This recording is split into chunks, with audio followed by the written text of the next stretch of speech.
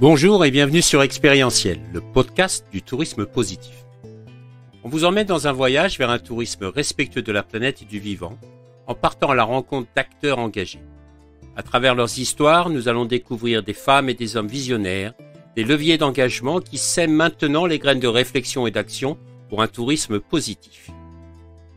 Je suis François Huette, ambassadeur du tourisme positif avec une expérience internationale, animé par le développement d'un tourisme de sens, proposant des expériences vertueuses en lien avec son territoire. J'accompagne les acteurs du tourisme, mais pas seulement, dans l'évolution de leur activité vers un tourisme positif. Alors pour ne rien manquer à notre actualité, suivez-nous sur la page Expérientielle sur Facebook, Instagram ou LinkedIn. Imaginez quel concept peut naître sur la base de ces trois notions. La première, être au plus proche de la nature et des éléments. La deuxième, le fait d'accomplir quelque chose d'unique dans le tourisme. Et la troisième, le partage de moments de magie qui ne se décident pas. Le résultat est génial. Notshell, ce petit cocon en pleine nature, est une destination avec une démarche humaniste à impact positif pour l'environnement. C'est un concept qui intègre la tête, le cœur et le corps, qui nous reconnecte à l'essentiel.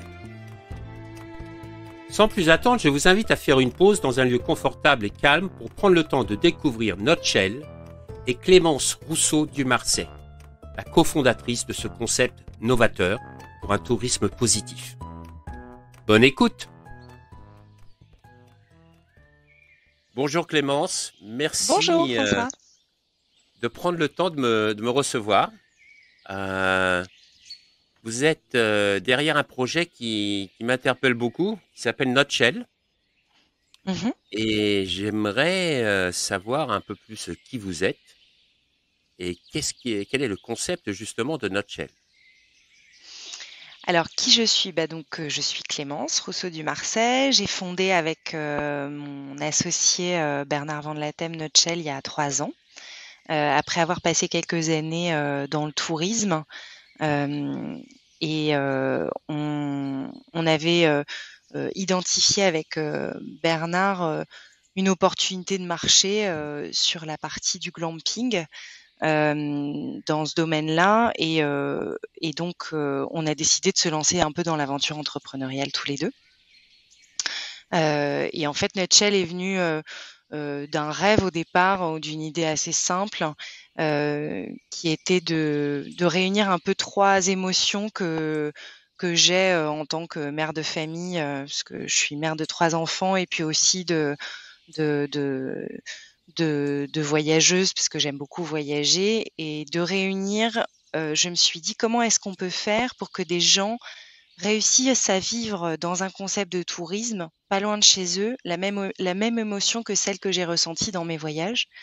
Et j'ai 3 émotions qui me viennent en particulier dans la tête et qui me venaient dans la tête à ce moment-là. La première, c'était, je me suis jamais sentie aussi bien que quand j'étais dans une tente au Canada, à regarder un paysage, parce que finalement, c'est quand j'étais au plus proche des éléments et de la nature, et dans une espèce de forme de simplicité et de retour à l'essentiel, que je me dépolluais un peu de tout ce que j'avais dans la tête. Et c'est là où j'ai eu un peu les plus belles émotions, d'ouvrir une bière sur une table de pique-nique au Canada. La deuxième émotion, c'est je me suis jamais sentie aussi bien dans le tourisme qu'après avoir fait un truc un peu hors des sentiers battus, où finalement j'avais rencontré des difficultés, et c'était quand j'avais réussi à les passer que je ressentais une bouffée d'énergie et une bouffée de joie, et je me suis paumée en Chine en vélo, et c'est quand j'ai retrouvé mon chemin que je me suis sentie aussi bien, et je me suis dit qu'il y avait une forme de jouissance dans la fierté d'avoir accompli quelque chose dans le tourisme, même quand c'était des choses simples. Et c'est souvent dans les galères que se créent les plus beaux souvenirs. Et le troisième, c'est le partage avec les gens et la reconnexion que j'ai avec les gens, et en particulier avec mes enfants. Ce sont des moments de magie qui se décident pas, et qui sont en général au coin d'un moment qu'on n'a pas anticipé. Et c'est souvent dans les moments les plus simples que la magie se crée. Et donc quand j'ai réuni ces 3 choses-là, je me suis dit, on peut pas toujours prendre un avion et faire 12 000 bornes pour vivre ça. Il doit bien y avoir un moyen de le faire à côté de chez soi et surtout un moyen de le faire sur 3 jours et pas sur 3 semaines. Et donc, c'est un peu comme ça que Nutshell est né. Donc, j'ai mis dans Nutshell 3 choses. J'ai mis une cabane parce que quand on est dans une petite cabane au cœur de la nature, finalement, c'est là qu'on est le plus près des éléments. J'ai mis une expérience dans laquelle je demande aux gens de faire des choses parce que je sais que ça va leur procurer de la fierté et que dans cette fierté, ils vont s'accomplir. Et donc, dans la cabane, on a mis très peu de choses. On a mis un poêle à bois pour se chauffer et très peu d'électricité. Donc, il faut savoir allumer une lampe à huile, il faut savoir faire un feu. On a des frigos qui fonctionnent pas à l'électricité, mais qui fonctionnent avec des packs de glace. Donc voilà, il y a une expérience en fait dans le fait de faire des choses. Et la troisième chose que j'ai mis, c'est que j'ai mis une expérience autour avec un feu de camp, avec, enfin on en reparlera, mais des différentes expériences dans la nature et dans le rapport aux gens qui permet aux gens de se reconnecter et de vivre un peu ce moment de magie qui leur permet de revenir voilà, à l'essentiel et de créer ce moment, pas à 12 000 kilomètres de chez eux, mais juste à côté. Ça donne envie, hein. Ça donne envie. Mmh. Vraiment. Moi, je pensais dans ma tête que la cabane, il y avait un petit souvenir d'enfance, etc. Donc, ça me donnait des souvenirs de mon enfance. Donc, je trouvais ça que c'était sympa. Mais quand on préparait cette émission, il y avait quelque chose que vous m'avez dit qui était aussi intéressant. C'est que ça, c'est le côté commercial, mais il y a aussi une réelle intention derrière, au point de vue environnemental, sociétal. Donc, il y a une entreprise qui a vraiment, comment dire, des principes très forts. Et vous pouvez nous expliquer un peu plus? Oui, en fait, bah, c'est quelque chose qui est venu avec le temps et qu'on assume aujourd'hui assez bien. C'est que au début, on s'est dit, bah, on va mettre des cabanes dans la forêt parce que l'expérience de tourisme, c'est une expérience très forte et on va construire une expérience différente de celle des autres. Et ça, c'était la première étape et les gens nous ont suivis, nos clients aiment cette expérience. Et après, on s'est dit, ben, on va aller un pas plus loin. On peut toujours promouvoir cette expérience et donner le même niveau de qualité aux gens, mais en ayant un impact positif sur la façon dont on habite le territoire, la façon dont on le dynamise. Et donc, dans les 2 projets qu'on a mis en place en Belgique, donc le domaine des Ardennes et là en Alsace qu'on ouvre en octobre de cette année, on est allé notamment en Alsace un pas plus loin. On a en fait repris ce qu'on appelle une friche touristique, c'est-à-dire un domaine qui a été sublime, qui a été investi dans les années 70 avec des bungalows en béton. Et qui a ensuite été totalement désaffecté, comme il en existe des tonnes en fait en France. Voilà, cet héritage du dynamisme et de l'essor du tourisme, en fait, du premier tourisme de masse. Et ce site, qui était une perle rare et un site en fait complètement exceptionnel, avait été complètement abandonné depuis plusieurs années. Et nous, on s'est dit, on va remonter nos manches. Et ce qu'on va faire, c'est qu'on va le nettoyer. On va le désartificialiser, donc on va le démolir, on va redonner à la nature ses droits, on va replanter une forêt, on va le renaturer et on va venir y mettre ensuite nos cabanes. Et donc, c'est l'opération qu'on réalise depuis près de 8 mois maintenant en Alsace. Et donc ça nous donne, si vous voulez, une dimension bien supérieure à un simple projet touristique, puisqu'on est maintenant dans une vraie démarche à impact dans lequel on dit qu'il est possible de faire du tourisme propre aujourd'hui et d'avoir en fait non pas une démarche neutre, mais carrément une démarche positive par rapport à l'environnement, puisqu'on vient réhabiliter des friches existantes. Et en fait, ça a un deuxième impact qui est un très bel impact, c'est qu'en fait, ces univers dans lesquels il y avait des concepts de tourisme étaient des univers dans lesquels un écosystème économique fonctionnait. Des gens vivaient sur ce tourisme. Et le jour où ça a fermé, c'est tout un écosystème économique qui est mort. Et donc, non seulement on redonne à la nature ses droits, donc on crée une empreinte juste entre ce que nous, on va faire au niveau touristique et à la nature, mais en plus de ça, on réhabilite aussi économiquement à notre petit niveau, mais des liens, des gens qui travaillent derrière, dans le service, dans l'agriculture, dans la restauration, etc. Donc, par exemple, les employés de vos, de vos villages, c'est des villages, non? Comment on les appelle? Oui, on appelle ça des villages forestiers, exactement. Ce sont des Des- cabanes. Les cabanes sont éloignées à 25 mètres les unes des autres. Elles ont leur propre petit cocon. Mais après, il y a quand même une notion de village. Il y a 37 unités en Alsace, au D'accord. milieu d'une forêt. D'accord. Et les employés viennent de la région? Oui, oui, les employés viennent de la région, bien sûr. Et puis une partie de notre expérience sur place consiste à fournir aux gens aussi par exemple, on leur propose des paniers petit déjeuner ou des paniers barbecue, de façon à ce qu'ils puissent faire la cuisine dans leur cabane en toute autonomie. Mais on source ces paniers, on les construit en local avec les gens du coin pour identifier les filières, pour identifier les gens qui font certains produits, du jambon, le boulanger, etc. Donc, si vous voulez, il y a une vraie démarche d'animation du local dans la construction des produits qu'ensuite on propose à nos clients. Et ensuite, sur toutes les autres parties d'un site, puisqu'un site comme ça s'opère avec des gens clés dans différents métiers. Je pense notamment à dans les métiers de l'hospitalité. Donc ça, c'est les métiers de l'accueil. On a des gens en local. Et puis après, on va aussi recruter, on recrute aussi des équipes pour, par exemple, le nettoyage des cabanes, ce qui est un élément assez important, pour la maintenance et l'entretien. Donc voilà, tous ces corps de métier qui sont indispensables et qui sont les petites mains magiques qui font en fait à la fin la qualité du service, elles sont recrutées évidemment en local. Et comment vous arrivez à transmettre vos valeurs? Parce que là, il y a quand même des valeurs très fortes que vous venez de Mm. décrire. Comment vous arrivez à transmettre ça à vos employés? De quelle manière? Comment vous y prenez? Bah, il y a deux, je dirais qu'il y a deux effets qui se coulent en fait. Le premier, c'est que il y a une sympathie naturelle qui se crée autour du produit parce que quand on raconte notre histoire et qu'on raconte notre mission, ça réveille chez toute une partie de gens qui veulent travailler chez nous. Ça fait une vraie résonance et du coup, ce sont des gens qui adhèrent à nos valeurs spontanément parce qu'en fait, la mission de créer des souvenirs différemment, d'offrir aux gens une autre façon de vivre le tourisme leur parle et donc ils adhèrent avec la mission. Ça, c'est le premier effet qui se coule et c'est quelque chose qu'on voit aussi quand on fait nos projets de développement. Les gens nous suivent en fait.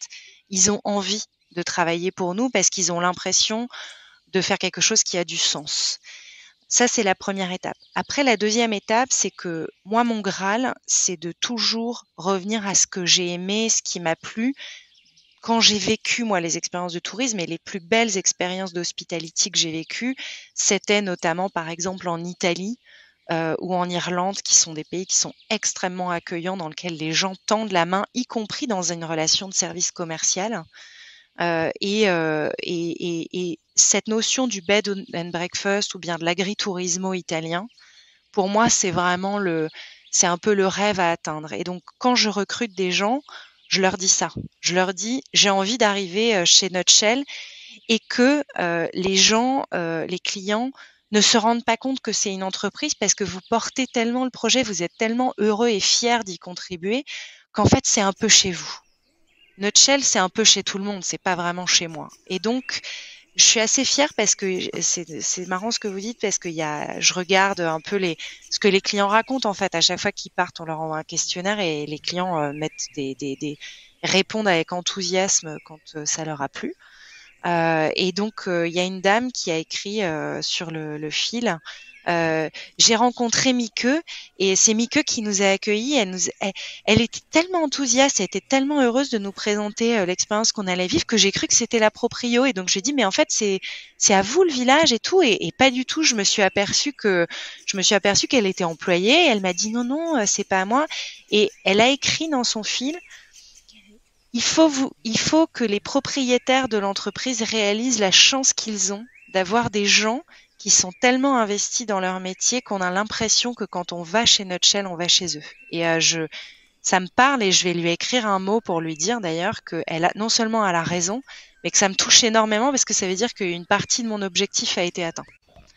Voilà, ça c'est l'enthousiasme d'entreprise qu'on essaye de faire véhiculer. Moi, ce qui me touche quand je vous écoute, Clémence, c'est quand même qu'il y a déjà en vous ce côté très humain, très humaniste. On le ressent et j'ai l'impression que quand j'entends vos histoires à travers vos employés, que c'est contagieux, que ça fait du bien. Et c'est pas mal Oui, en je ce pense qu'il moment, y a de non? ça. Ouais, je pense qu'il y a de ça et je pense que les gens ont besoin enfin, dans le monde dans lequel on est aujourd'hui, on le voit bien, on parle en business, l'hyperurbanisation, l'incapacité à déconnecter, enfin, je veux dire, c'est une réalité dont tout le monde parle et sur lequel tout le monde s'assoit, fondamentalement. En fait, on en parle, mais on ne sait pas vraiment quoi faire, quoi. Et donc, les gens cherchent des échappatoires un peu partout où ils peuvent. Justement pour contrevenir à ça, en parallèle, ils sont de plus en plus pollués parce que voilà, le remote, l'agilité qu'a déclenché le Covid fait que maintenant les gens, ils travaillent un peu partout tout le temps, y compris en vacances en fait, ils décrochent plus. Et donc j'en fais partie et je sais à quel point ça peut être difficile et à quel point la capacité à déconnecter sur 15 jours ou 3 semaines, elle est offerte à une frange, je veux dire infime de la population. Mais être en capacité d'offrir à des gens un week-end accessible pas loin de chez eux sur 3 jours, donc 3 nuits, et de leur dire sur 3 nuits, faire l'effort de vivre différemment. Et c'est pas revenir au 19e siècle, c'est juste choisir de vivre un peu différemment. Et le simple fait de faire les choses différemment, de vivre dans un univers par exemple 100% en bois, ça change complètement. On vit dans le béton, il y a très peu de gens qui vivent dans des hébergements 100% en bois en France. Le bois, ça donne un autre rapport à l'habitat. Ça donne une autre température, ça donne une odeur, ça donne une lumière différente puisque les murs sont sombres, donc ils vont en partie absorber la lumière, donc ça va créer un univers différent. Choisir de vivre et de poser son ordi et son téléphone et de se recentrer sur d'autres choses, de mettre des bottes, d'aller faire une cabane dans la forêt, de lire un livre. Voilà, en fait, ce sont des choses qui finalement, à un moment, il va y avoir quelque chose qui va se passer, il va y avoir un instant de magie, et dans cet instant de magie, ça va faire la différence. Et c'est ça que je cherche en fait, c'est cet instant de magie. C'est très intéressant parce que il y a quelques années, je dirigeais un hôtel, des hôtels aux Maldives, et l'hôtel qu'on avait n'avait pas de télé. Il n'y avait pas de piscine, il n'y avait pas de télé. Et pendant longtemps, moi, j'ai reçu des pressions en disant, voilà, il faut mettre des piscines, il faut mettre des télés, etc. Et moi, je refusais. Et ce qui était intéressant, c'est que les clients se plaignaient la plupart du temps le premier jour, le jour où ils arrivaient. Parce qu'ils arrivaient avec ce bagage émotionnel de leur quotidien derrière. Le lendemain, on n'en entendait plus parler. Parce qu'ils s'étaient reconnectés à l'environnement. Ils se rendaient compte que ça faisait du bien et que naturellement, on les avait déconnectés de leur monde, de leur quotidien, qui était stressé, qui courait après la pendule, etc. pour justement le reconnecter à prendre le temps d'avoir le temps. Et ça, c'est quelque chose d'extrêmement important. Et j'aime beaucoup ce que vous faites. Vraiment, ça me plaît beaucoup. Et quand je regarde votre site, j'aimerais comprendre quelque chose. Vous parlez d'un honesty shop. Alors, c'est quoi le concept derrière? Le concept, c'est de dire qu'en fait, déjà l'honesty shop, c'est l'art d'être entre guillemets honnête dans notre vision. Le premier, c'est de dire que dans la façon dont on va sourcer, donc c'est une petite boutique dans laquelle on met un peu le nécessaire pour être là pendant 3 jours. Et donc l'idée, c'est que on puisse, donc on va chercher en local des gens qui sont qui vont nous apporter des produits, etc. Donc ça, c'est la première démarche. Et la deuxième, après, c'est qu'en fait, on laisse aux gens le soin de se servir un peu comme ils veulent. Et en fait, de le dire soit dans un cahier, soit d'aller voir la personne s'il y a une personne à l'accueil pour dire j'ai pris ça, etc. Mais si vous voulez, il y a pas de contrôle en fait. Il y a une forme d'autonomie et de liberté qui est laissée au client sur le fait de se servir et de dire avec honnêteté ce qu'il a pris. Ça, c'est pour la première partie. Et puis après, on a aussi ce qu'on appelle un petit cosy café, qui en fait, ce petit cosy café, c'est un endroit dans lequel les gens viennent et se servent en café, en thé, un peu comme ils le souhaitent, de façon à être toujours libre de venir passer du temps dans la pièce principale, dans le salon. Très bien. Et là, vous parlez, il y a deux choses dans l'expérience client qui m'interpellent. La première, c'est préparer son sac. C'est Mmh. tout un concept derrière ça. Vous pouvez nous l'expliquer? Oui, pourquoi est-ce qu'on a créé cette page? Parce qu'en fait, c'est parti d'un problème opérationnel. Donc c'est pareil, c'est ce qu'on met dans notre sac à dos, quand on part quand on part en voyage. En fait, on s'est aperçu que les gens, ils venaient 3 jours dans une cabane et ils prenaient des bagages comme s'ils partaient 4 semaines, en Afrique, quoi. Donc donc et on s'est dit: «On a un problème». Parce qu'en fait, du coup, les gens, les clients, au début, ils étaient pas contents parce qu'ils disaient: «Bah, il faut aller dans la cabane, et c'est lourd, ça monte, c'est compliqué, on a plein de bagages». Et en fait, on leur a dit: «Mais vous venez 3 jours dans une cabane, faut voyager léger, en fait». Et voyager léger, c'est la première démarche de dépollution qui fait que vous allez être bien. Prenez pas 1000 trucs. Parce qu'en fait, l'objectif, c'est pas de ne rien faire, mais c'est de se recentrer. Donc, c'est pas la peine de prendre à manger pour 3 semaines. C'est pas la peine de surconsommer 50 livres. Faut prendre un livre. Et en revanche, il y a des trucs qui prennent pas et qui est important. Par exemple, faut prendre un pull parce qu'il peut faire froid. Faut prendre des chaussettes. Faut prendre, ça peut être pas mal de prendre éventuellement une petite lampe frontale si on en a une, parce que comme ça, si le soir on veut se promener dans le parc parce qu'il n'y a pas de lumière dans le parc, ben on a une lampe frontale. Donc il y a quelques éléments de l'outdoor qu'on les a encouragés à prendre, et on voulait surtout leur montrer qu'il fallait voyager le plus léger possible. Parce que l'expérience, elle commence au moment où on pack les bagages. Je veux dire, quand on a 3 enfants, on sait le cauchemar que peut constituer le fait de préparer un bagage. Et si on se dit, il faut que chaque bagage fasse la taille d'un petit sac à dos, eh ben, on est déjà vachement plus léger quand on monte dans la voiture. Voilà. Tout à fait, tout à fait. Et puis, j'ai l'impression, vous parlez souvent du mot simplicité en pleine nature. Est-ce Mmh. que le voyage que vous offrez n'est pas seulement un voyage vers une destination, mais aussi un voyage intérieur?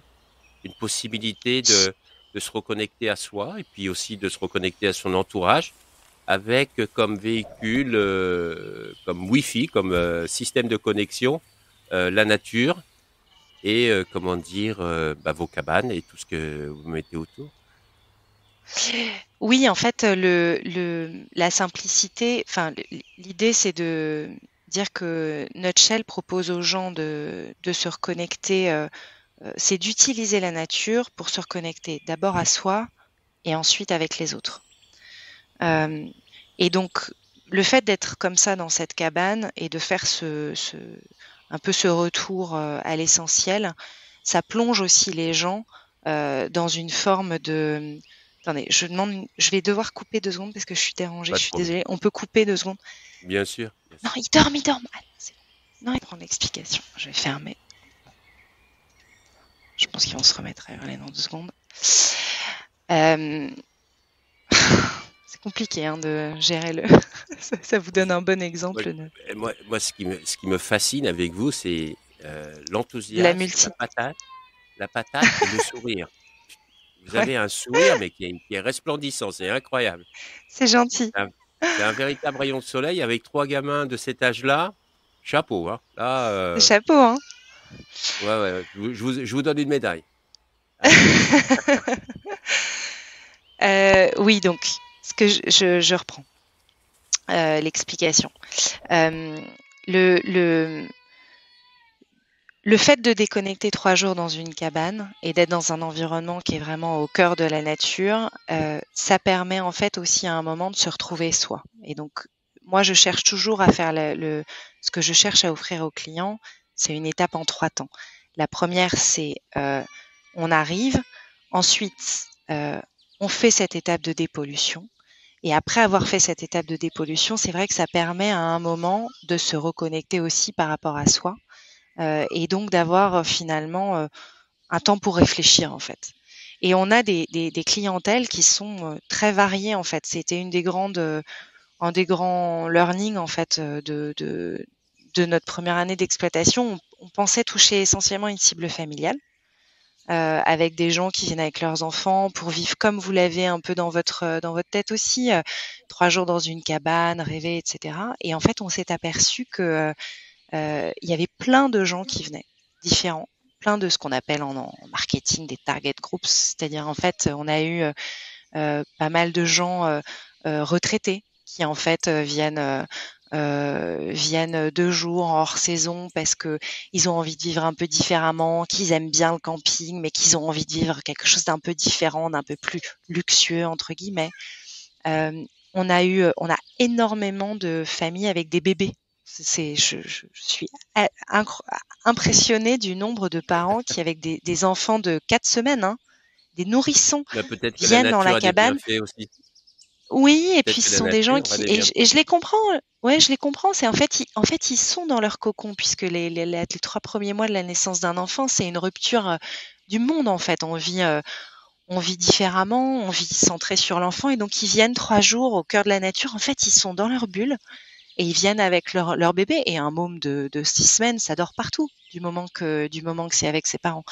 Donc en fait, ça crée une bulle et on a aussi beaucoup de gens qui viennent seuls, pour, se ressourcer, pour, voilà, prendre un bol d'air, réfléchir différemment, faire le point, faire une détox, si c'est le mot qui est à la mode, mais voilà, pour faire un break, en fait. D'accord. Et dites-moi, donc aujourd'hui vous avez un village d'ouvert, vous allez en Mmh. ouvrir un deuxième. Mmh. Vous êtes dans le nord de la France. Mmh. Est-ce qu'il y a des projets qui vont vous emmener au-delà du nord de la France? Alors, au départ, oui, voilà, on est en Belgique, à la frontière, belgo-luxembourgeoise, avec une clientèle qui est à la fois belge et néerlandophone, enfin donc néerlandaise aussi. Là, on ouvre en Alsace, à la frontière, franco-allemande, donc on va tabler sur une clientèle qui est à la fois française et allemande. Notre objectif à terme, c'est de mettre, 5 villages de ce type-là, hem, heu, plutôt effectivement dans des pays nordiques, c'est-à-dire, d'être, en France, en Belgique, au Luxembourg, heu et de rester effectivement dans un concept, on est plutôt dans un concept du froid, plutôt nordique. Donc voilà, et c'est d'aller mettre 5 villages et donc là, on a des projets qui sont, en préparation pas loin de Paris, sur lequel j'espère aboutir, parce que je pense que la clientèle parisienne est une clientèle qui, y compris en post-Covid, pourrait apprécier mon concept. Voilà, et mon objectif, c'est de créer un village, qui soit, 100 mobilité douce. On y est déjà quasiment avec l'Alsace en fait, hein. C'est-à-dire que, en vrai, il faut que je vois comment finir d'organiser le truc, mais je l'ai fait moi. D'Alsace, on prend un TGV de Paris pour les Parisiens, on met 2 heures pour aller à Strasbourg. Ensuite, il y a un petit TER de 50 minutes qui va à Saint-Blaise, dans lequel on peut mettre son vélo, et après il y a 2 kilomètres pour monter au domaine. Donc en vrai, en 3h30 porte à porte, on peut aller de Paris en Alsace en vélo. Et ça, je trouve que c'est aussi un petit twist que je trouve intéressant de, voilà, de se dire comment est-ce qu'on peut. C'est pas vraiment pour promouvoir la mobilité douce. Moi, je me déplace qu'en vélo, mais je veux dire, je peux comprendre que ça plaise pas à tout le monde. Donc, c'est pas dogmatique, mais c'est plus pour dire, et si on continue à s'alléger encore? Comment est-ce qu'on peut s'alléger encore? Et s'alléger encore, bah, c'est se dire, on peut prendre un sac à dos, se prendre son vélo et aller en Alsace pour un week-end. Il y Donc a un côté un peu incroyable. le concept du sac à dos continue, quoi. Ouais, ouais, voilà, exactement. Ah, exactement. Alors, Clémence, j'ai découvert aujourd'hui non seulement que vous étiez une entrepreneuse, mais aussi une maman de 3 enfants. Mhm. Et là, je vous vois, vous avez, malgré la situation, parce que quand même des enfants de jeune âge, vous avez une énergie incroyable. Vous la Mhm. puisez où, cette énergie? En moi, je pense, enfin, en moi et dans les autres, c'est-à-dire que j'ai une famille que j'adore, qui sourit et j'éprouve une grande fierté à faire le métier que je fais, et je le fais aussi. Cette fierté, je l'éprouve aussi parce que je vois dans le regard de ma fille la fierté qu'elle-même éprouve à voir que sa maman fait des cabanes, que je veux dire, il y a une vraie noblesse dans la mission qu'on a aujourd'hui de développer cette entreprise avec mon associé, que je vois dans les yeux de mes enfants, dans une vision complètement différente, puisque son interprétation n'est pas du tout la même que la mienne. Elle n'a que 7 ans et demi. Mais voilà, ça me donne une énergie incroyable. Et puis, je la puise aussi quand même beaucoup dans les clients, en fait. C'est-à-dire que quand je vois les gens heureux, je sais pourquoi je me lève le matin. Hier, je regardais, on a un feed Instagram, en fait, qui nous sert à communiquer beaucoup avec nos clients. Et je voyais des clients qui avaient posté une photo où il y a une dame qui avait montré sa main et il y avait écrit I said yes, donc ça voulait dire j'ai dit oui. Et en fait, il l'avait demandé en mariage dans la cabane et elle avait dit oui. Et le simple fait de me dire que la cabane qu'on a créée et la boîte qu'on a créée a permis à quelqu'un de vivre l'un des plus beaux moments de sa vie, qui est sa demande en mariage pour une jeune fille, je trouve que ça n'a pas de prix, en fait. Ces moments-là, ça n'a pas de prix. Super. Merci beaucoup, Clémence, pour ce moment de, comment dire, inspirant, de joie, joyeux. Merci à vous. Merci, Bravo François. pour ce concept vraiment super. Et ma dernière question, c'est si je veux avoir plus d'informations sur Nutshell, je fais quoi? Je vais où? Je regarde où? Soit vous allez sur notre site, nutshell.fr, voilà, nutchel.fr. Soit vous pouvez aussi aller voir, pour voir toutes les photos et voir un peu ce qu'est la vie, la vraie, vous pouvez aller sur notre fil Instagram qui s'appelle Nutshell Cabins. Super. Nutshell_cabins. Merci beaucoup, Clémence. Bonnes vacances. Merci à vous, François. Oui, également, qu'elle soit ensoleillée. Et au plaisir de parler d'autres projets qui arriveront avec Nutshell. Absolument. À bientôt. À bientôt. Au revoir. Au revoir.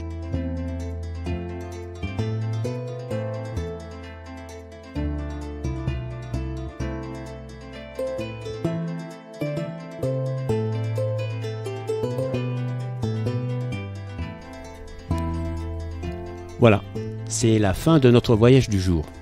J'espère que vous avez vraiment passé un agréable moment en notre compagnie et que nous avons pu semer des graines d'inspiration et d'action. Surtout n'oubliez pas, le tourisme de demain, c'est maintenant qu'on le construit et ensemble. C'est un tourisme qui est guidé par le sens, l'expérience et en lien avec nos territoires pour assurer la pérennité de nos métiers et de nos activités. C'est essentiel. Si vous avez vraiment aimé ce podcast, favorisez sa diffusion en lui donnant 5 belles étoiles sur Apple ou la plateforme podcast préférée que vous utilisez. Et puis, surtout, et ça c'est le plus important, n'hésitez pas à partager dans votre réseau. Essaimer la connaissance, essaimer le partage d'expérience. C'est essentiel pour chacun d'entre nous d'avoir accès à cette information. Et puis, si vous voulez continuer l'aventure avec nous, le voyage avec nous, bien, je vous invite à vous abonner pour suivre tous les épisodes gratuitement et être informé dès qu'ils sont publiés. Voilà. Je vous remercie et à très bientôt. Au revoir.